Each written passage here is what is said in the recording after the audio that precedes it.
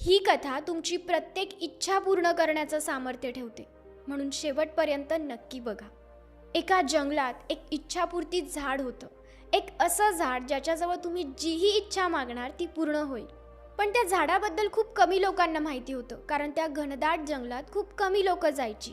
एकदा एक कलाकार त्याच जंगलातून जात होता आणि जात असताना तो थकून एका झाडाखाली बसला आणि योगायोगाने तेच इच्छापूर्ती झाड होतं.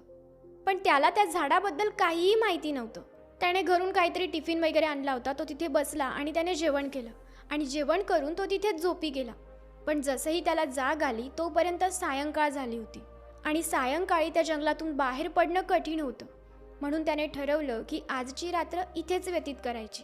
अंधार खूप असल्यामुळे तो कुठे जाऊही शकत नव्हता आणि जसंही रात्र झाली त्याला खूप भूक लागली आणि मग त्याच्या मनात इच्छा जागृत झाली काहीतरी खाण्याची. त्याने विचार केला की किती छान होईल जर मला काहीतरी खायला मिळालं तर.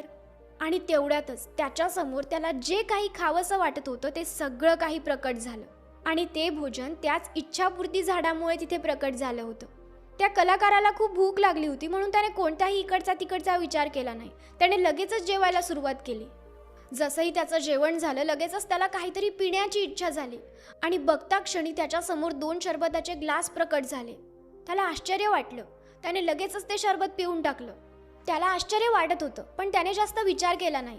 रात्र झाली होती, त्याला खूप थंडी वाजत होती, म्हणून त्याने विचार केला की किती छान होईल की जर इथे माझ्याजवळ ब्लँकेट आलं तर. आणि लगेचच त्याच्यासमोर ब्लँकेट प्रकट झालं. त्याने लगेच ते स्वतःला पांघरलं आणि तो झोपी गेला. आणि झोपता क्षणी त्याच्या मनात विचारायला लागले की हे सगळं कसं काय घडतंय, असं कसं घडू शकतं, इथे कोणी भूत तर नसेल ना. आणि मग काय, विचार तर केला गेला होता भूताचा, आता भूत तर येणारच.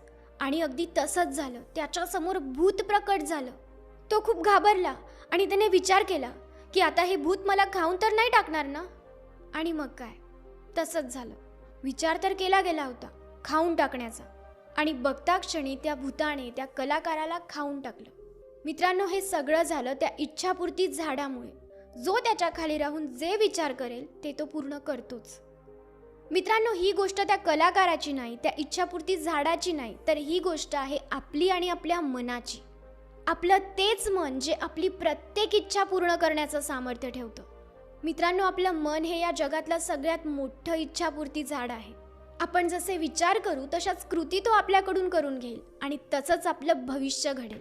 मग आता तुम्हाला ठरवायचंय, जर तुम्हाला तुमचं आयुष्य निगेटिव्ह हवं असेल तर निगेटिव्ह विचार करा आणि जर तुम्हाला तुमचं आयुष्य पॉझिटिव्ह हवं असेल तर चांगले विचार करा. पण आपण असे विचार करत नाही, आपण निगेटिव्हच विचार करतो. पाऊस पडतोय तर आपण विचार करतो की मी आजारी पडणार नाही ना, आणि आपण आजारी पडतो. अभ्यास करताना असा विचार येतो की मी फेल तर नाही होणार ना, आणि मग त्या विचाराने आपला अभ्यासच होत नाही आणि मग आपण फेल होऊन जातो. एखादा बिझनेस, एखादं काम सुरू करायच्या आधी आपण विचार करतो की मला यात अपयश येणार तर नाही ना, आणि मग यामुळे आपल्या त्या कामात मनच लागत नाही आणि आपल्याला खरोखर अपयश येतं. म्हणूनच तुमच्या आयुष्यात तुम्हाला जे हवं आहे ना त्याचा विचार करा आणि मग तुमचं हे इच्छापूर्ती मन तुमच्याकडून तशाच कृती करून घेईल आणि तुमचं आयुष्यसुद्धा तसंच घडेल.